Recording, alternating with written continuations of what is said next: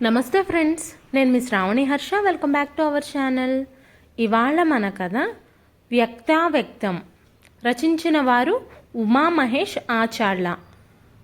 కథని చివరి వరకు వినండి. నచ్చితే లైక్ చేయండి.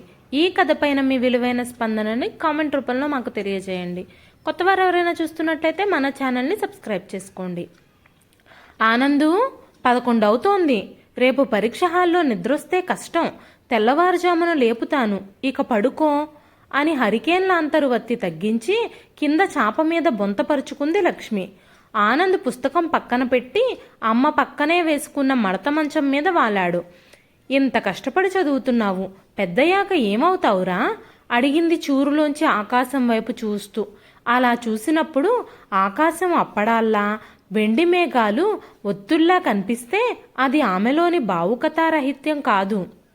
బతుకు తెరువుకి రోజు 12 గంటలు అవే చేయడం వల్ల వద్దన్నా గుర్తొచ్చే అధిక పని ప్రభావం. ఏమవుతానో చెప్పలేను, కానీ ఏం చేయాలనుకుంటున్నానో చెప్పగలనమ్మా. ఏంటో అది ఉత్సాహంగా కొడుకు వైపు తిరిగి అడిగింది లక్ష్మి. నీ పుట్టినరోజు గ్రాండ్గా చేయడం, ప్రైస్ ట్యాగ్ చూడకుండా నీకు నచ్చిన చీర కొనడం, ఒక్కసారైనా నిన్ను విమానం ఎక్కించడం. ఆ మాటలు వింటుంటే వాడు 3 నెలల పసిగుడ్డుగా ఉన్నప్పుడు యాక్సిడెంట్లో పోయిన భర్త గుర్తొచ్చాడు ఆమెకి. అతను కూడా అంతే ప్రేమగా మాట్లాడేవాడు. వర్షించే కళ్ళు కొడుకు పరీక్షలకి అడ్డం కాకూడదని అటు తిరిగింది లక్ష్మి. ఆ క్షణం వారిద్దరికీ తెలియదు, ఒక్కసారి కొడుకు పెళ్ళయ్యాక ఇలాంటి చిన్న చిన్న విషయాలపై కూడా నిర్ణయాధికారం థర్డ్ పార్టీ చేతుల్లోకే వెళ్ళిపోతుందని. నాన్న బంగారం, నువ్వు పంపిన కుర్తీ అందిందిరా. నా సైజు, నాకిష్టమైన కలర్. నీకెలా తెలిసాయి నాన్న? ఇక్కడ ఉన్నారు కొంతమంది, ఎందుకు అన్నీ చేయించుకుంటారు, కానీ కనీసం హ్యాపీ బర్త్డే అని చెప్పడానికి కూడా నోరు రాదు వాళ్ళకి. టైంకి తిన్నానా? పొడులు పచ్చళ్ళు ఏమైనా కావాలంటే చెప్పు, కొరియర్ చేస్తాను. ఓకే బంగారం, ఉంటాను, జాగ్రత్త అంటూ తన పుట్టినరోజుకి కొడుకు పంపించిన కుర్తీ చూసుకొని మురిసిపోతూ గాల్లో తేలిపోతుంది కస్తూరి. బాల్కనీలో పేపర్ చదువుతున్న ఆనందరావు నిర్లిప్తంగా నవ్వుకున్నాడు. బావా, ఇడ్లీకి చట్నీ మ్యాండేటరీ, అదే చట్నీ ఉప్మాకి ఆప్షనల్. అలాగే కొడుకు తల్లి రెస్పాన్సిబిలిటీ, అయితే కోడలికి ఆబ్లిగేటరీ. ఇది ప్రతి ఇంట్లోనూ ఉండేదే, సర్దుకుపోవాలి తప్ప దీన్నేదో జాతీయ సమస్యలా చూడకు అన్నాడు ఆఫీస్ క్యాంటీన్లో టీ తాగుతూ సుబ్రహ్మణ్యం. అదేంట్రా అలా అంటావు? నాకు 3 నెలల వయసున్నప్పుడు మా నాన్న పోతే నానా కష్టాలు పడి ఒంటరిగా నన్ను పెంచింది మా అమ్మ.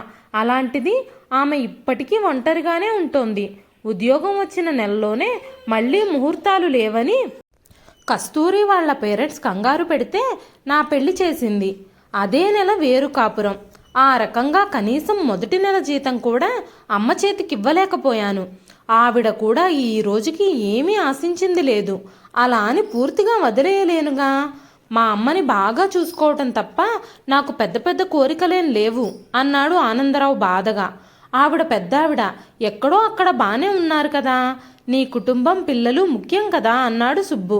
అదేం వాదనరా? కస్తూరి కూడా అంతే. ఇదంతా ఒక ప్రవాహమట. మన పేరెంట్స్ మన కోసం కష్టపడితే మనం మన పిల్లల కోసం కష్టపడాలి తప్ప మళ్ళీ వెనక్కి చూడకూడదట. మొక్కలకి నీరు అవసరం కానీ చెట్టుకు అవసరం లేదట. ఈ మధ్య వరుసగా వేప చెట్లన్నీ ఎండిపోతూ ఉంటే వాటికి కొద్దిగా నీరు పోస్తే మళ్ళీ చిగురిస్తున్నాయని ఒక పెద్ద ఆయన చెప్పడం పేపర్లో నువ్వు చదివే ఉంటావుగా. ఇప్పుడు చెప్పరా, చెట్టుకు నీరు పోయడం అనవసరమా? అవి అడక్కపోయినా పైకి చెప్పకపోయినా ఓ చెంబెడు నీళ్లు పోస్తే వాటికి ఆయుష్ పెరుగుతుందిగా. అయినా బానే ఉండడం అంటే బ్రతికుండటం కాదు కదరా. మాలో ఒక వ్యక్తిగా ఉండాలి. ఈ వయసులో ఆమె ఒంటరిగా ఊళ్ళో ఉండటం ఒక్కగానొక్క కొడుకుగా నాకు గిల్టీగా ఉంటోంది. నీకో విషయం తెలుసా? ఓ రకంగా ఇది జాతీయ సమస్యే అన్నాడు ఆనంద్ కొంచెం ఆవేశంగా. అదెలా? మగాడు 20ల్లో చదువు ఉద్యోగం వేటలో ఉంటాడు, 30ల్లో కెరీర్, పిల్లలు, 40ల్లో ఇల్లు, ఈఎంఐలు, సొసైటీకి తిరిగి ఏమైనా చెయ్యాలంటే అది 50ల్లోనే సాధ్యం. అదే టైంలో తల్లిదండ్రులు కూడా 70లు దాటుతారు. కాబట్టి కొడుకు అవసరం చాలా ఉంటుంది. ఇలాంటి వయసులో ఇంట్లో మనశ్శాంతి లేకపోతే తిరిగివ్వడం మాట అటుంచి పరగడుపునే ల్యాబుల చుట్టూ తిరగాల్సి వస్తుంది. నువ్వు చాలా ఎక్కువ ఆలోచిస్తున్నావురా. లేదురా, అక్కడ మా అమ్మ, ఇక్కడ కస్తూరి బానే ఉండుండొచ్చు, కానీ నన్ను మాత్రం నిత్యం వేధిస్తున్న సమస్య ఇది. కస్తూరి నీ కజిన్ కాబట్టి, నువ్వు నా చిన్నప్పటి ఫ్రెండ్ కాబట్టి చెబుతున్నా. పెళ్లికి విఘ్నేశ్వరుడి బియ్యం కూడా అంత ముందుగా కట్టరేమో. తన బర్త్డే వస్తే 6 నెలలు ముందు నుంచి హడావిడి మొదలు పెడుతుంది. మ్యాచింగ్తో సహా చీర 3 నెలల ముందే రెడీ చేసుకోవడం. ఆ రోజు ఎవరిని పిలవాలి, ఎవరిని పిలవకూడదు, రిటర్న్ గిఫ్ట్స్ ఏం కొనాలి, పోయినేడు ఎవరు ఏమిచ్చారు, వాటి విలువెంత, ఇలా ఎక్సర్సైజ్ నడుస్తోంది. ఇలా మీ చెల్లి ఎంతసేపు నేను, నా బర్త్డే, నా పిల్లలు, నా ఇల్లు అంటూ సెల్ఫ్ సెంట్రిక్గా ఉంటోంది. అదేం తప్పని అనడం లేదు, కానీ మా అమ్మ విషయం వచ్చేటప్పటికి దేనికి ఒప్పుకోదు. మన దగ్గరే ఉంచుకుందామంటే మీకేం, మీరు క్యాంపులంటూ ఊర్లమ్మట తిరుగుతారు. నేను చాకిరీ చెయ్యలేను అంటోంది. పండక్కో పుట్టినరోజుకో ఓ చీర కొనాలంటే ఇంత అని ఆ ధర దాటకూడదు. కనీసం ఎల్టీసీలోనైనా అమ్మను ఒక్కసారి విమానం ఎక్కిస్తాను అంటే నేను రాను, కావాలంటే మీరు వెళ్ళండి అంటుంది. తనకి ఇష్టం ఉండదని తెలిసి అమ్మే నేను రానులేరా అంటుంది. అమ్మ పుట్టినరోజు ఒక్కసారైనా సర్ప్రైజ్గా జరుపుదామంటే నేనంటే చిన్నదాన్ని, పెద్దావిడ, ఆవిడకెందుకు ఇలాంటివి అంటుంది. బంగారం మా అమ్మ పేరులోనే కానీ ఒంటి మీద చూసింది లేదు. ఇంతవరకు మా అమ్మకు 1 గ్రామ్ బంగారం కొన్నదీ లేదు. అదేమంటే ఆవిడకెందుకు ఈ వయసులో అంటుంది అన్నాడు ఆనంద్ మంచినీళ్లు కొద్దిగా తాగి గ్లాస్ టేబుల్పై పెడుతూ. బావా, నువ్వు చెప్పింది నాకు అర్థమవుతోంది. చిన్నప్పుడు ఎక్కువగా మా బాబాయ్ వాళ్ళింట్లోనే ఉండేవాణ్ణి. కస్తూరి గురించి నాకు బాగా తెలుసు. కస్తూరి పుట్టినప్పుడు ఏడవలేదు. డాక్టర్లు తలకిందులుగా తిప్పి గిల్లినా సరే ఏడవలేదు. కంగారు పడ్డారు. ఓ 10 నిమిషాల తర్వాత నర్స్ జేబులో పక్క రూమ్ వాళ్ళిచ్చిన చాక్లెట్ బాక్స్ తాలూకు గిఫ్ట్ ర్యాపరు కస్తూరి చేతికి తగిలితే అప్పుడు నవ్వింది. అందరూ హాయిగా ఊపిరి పీల్చుకున్నారు. లేక పుట్టిన పిల్ల కావటంతో మొదటి బర్త్డే చాలా గ్రాండ్గా చేశారు. అంతమంది ఒక్కసారిగా కొట్టిన చప్పట్లు ఆమె మనసులో బలంగా నాటుకుపోయాయి.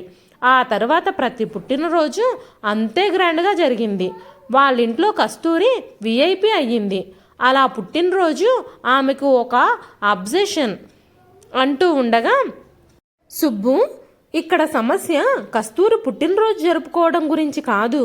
తన గురించి తాను అంత శ్రద్ధ తీసుకుంటున్నప్పుడు మా అమ్మ గురించి, కనీసం నా గురించి కొంచెమైనా ఆలోచించాలి కదా. సరే వదిలేయ్, నువ్వు మాత్రం ఏం చేస్తావు, నా తిప్పలేవో నేను పడతాను అంటూ లేచి తన సీట్లోకి వెళ్ళిపోయాడు ఆనందరావు. చేసేదేం లేక సుబ్రహ్మణ్యం కూడా తన సెక్షన్కి వెళ్ళిపోయాడు. కస్తూరి దిగులుగా కూర్చుంది. ఆ రోజు తన పుట్టినరోజు.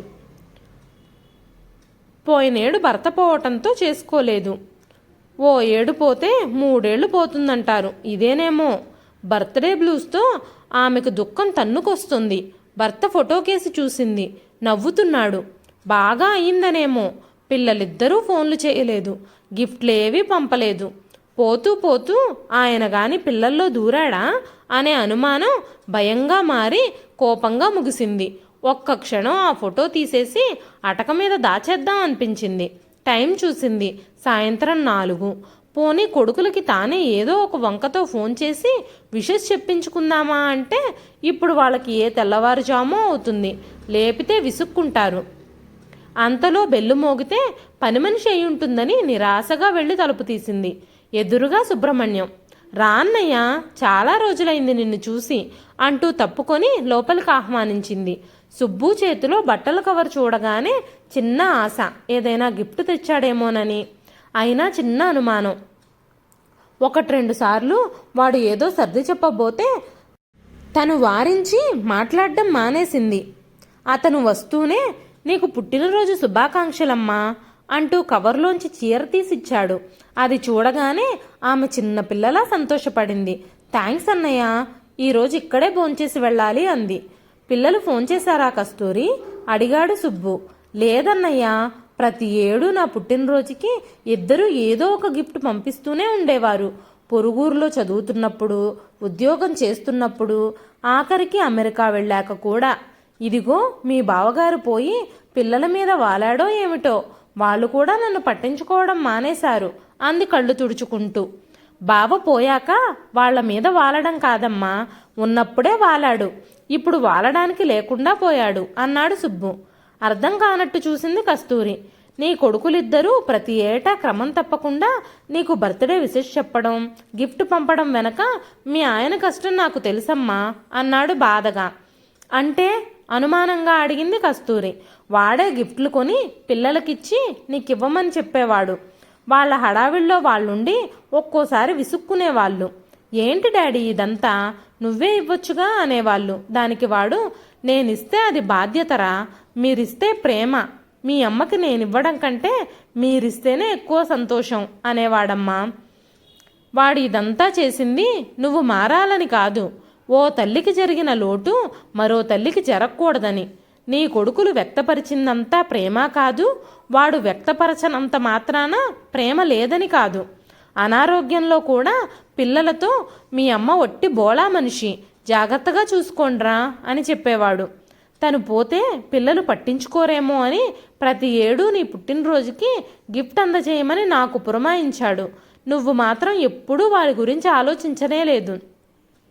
వాడు కూడా నీకోసమే బ్రతకాలి అన్నట్టుండేదానివి. నువ్వే గొప్ప, అందరూ నిన్ను గుర్తించాలి, నిన్నే పొగడాలి. సైకాలజీలో దీన్నేమంటారో తెలుసా? Narcissistic personality disorder. ఇదొక సమస్య. దీనివల్ల ఇతరులు బాధపడతారు అన్న విషయం కూడా నీకు తెలీదు. చెప్పడానికి ట్రై చేస్తే వినవు. దీనివల్ల నువ్వు అదనంగా సాధించింది ఏమీ లేదు. నువ్వు అతని తల్లికి గోరంత చెయ్యనివ్వకపోయినా నిన్ను నెత్తిన పెట్టుకునే చూసుకున్నాడు.